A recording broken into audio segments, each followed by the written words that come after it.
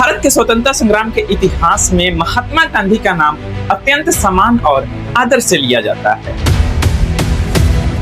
और उन्हें राष्ट्रपिता के रूप में भी जाना जाता है। उनका पूरा नाम मोहनदास करमचंद गांधी था और उनका जन्म 2 अक्टूबर 1869 को भारत के गुजरात राज्य के समुद्र तटीय शहर में हुआ। उनके पिता करमचंद गांधी पोरबंदर रियासत के दीवान थे, जो उस समय राज्य के प्रशासनिक प्रमुख के रूप में राज करते थे, जबकि उनकी माता पुतली बाई एक अत्यंत धार्मिक, सरल और करुणामयी महिला थी, जिनका गांधी जी के व्यक्तित्व पर गहरा प्रभाव पड़ा।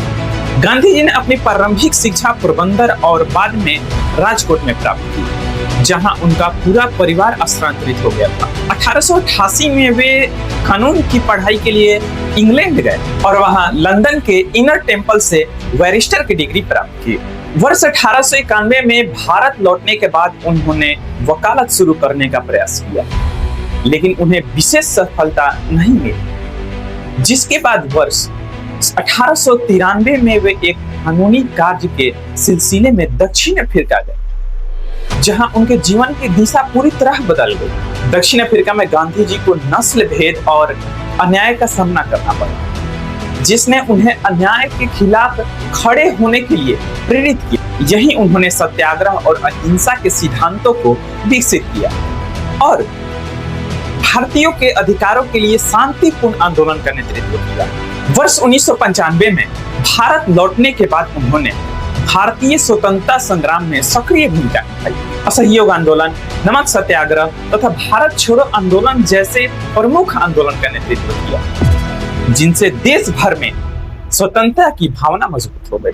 15 अगस्त 1947 को भारत को स्वतंत्रता प्राप्त हुई, लेकिन इसके साथ ही देश का विभाजन हुआ, जिससे भारत और पाकिस्तान 2 अलग अलग राष्ट्र बने और इस विभाजन के दौरान व्यापक सांप्रदायिक हिंसा और दंगे हुए। गांधी जी इस स्थिति में अत्यंत दुखी थे और वे लगातार देश के विभिन्न हिस्सों में जाकर लोगों से शांति बनाए रखने, हिंसा छोड़ने और आपसी भाईचारे को बढ़ाने की अपील कर रहे थे। उन्होंने कई बार उपवास भी रखा ताकि समाज में शांति स्थापित की जा सके। इसी समय कुछ लोग के बीच गांधी जी की नीतियों और विचारों के प्रति असहमति और विरोध की भावना भी बढ़ रही थी। वे मानते थे कि गांधी जी की नीतियां उनके दृष्टिकोण से उचित नहीं है और इसी वैचारिक असहमति ने कुछ व्यक्तियों को कट्टर और हिंसा कदम उठाने के लिए प्रेरित किया।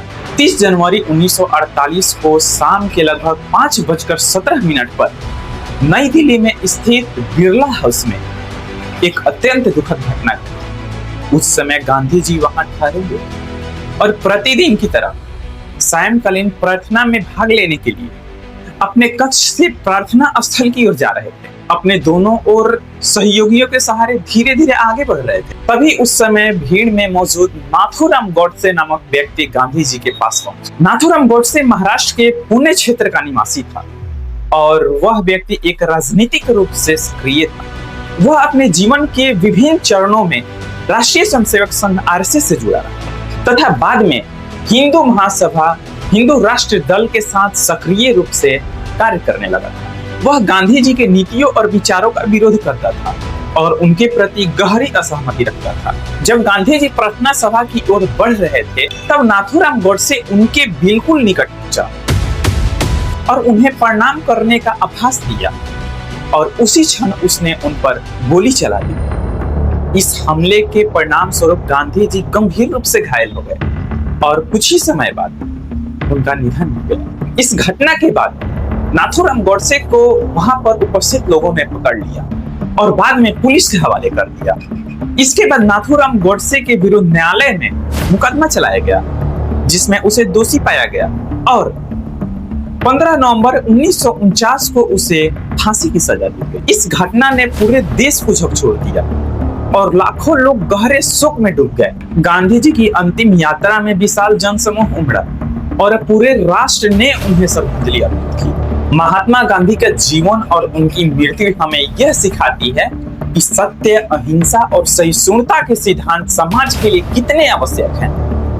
उनकी हत्या एक अत्यंत दुखद घटना थी लेकिन उनके विचार आज भी जीवित है और पूरी दुनिया को शांति, प्रेम और मानवता की मार्ग दिखा रहे हैं। दोस्तों, ये कहानी थी महात्मा गांधी की, और आप लोग अगला वीडियो में किस महापुरुष, किस घटना पे आधारित वीडियो देखना चाहते हैं, आप लोग कमेंट में बताइए। मैं उसी प्रकार से अगला वीडियो लेकर आऊंगा आप लोग तक। मिलते हैं नेक्स्ट वीडियो में, तब तक के लिए जय।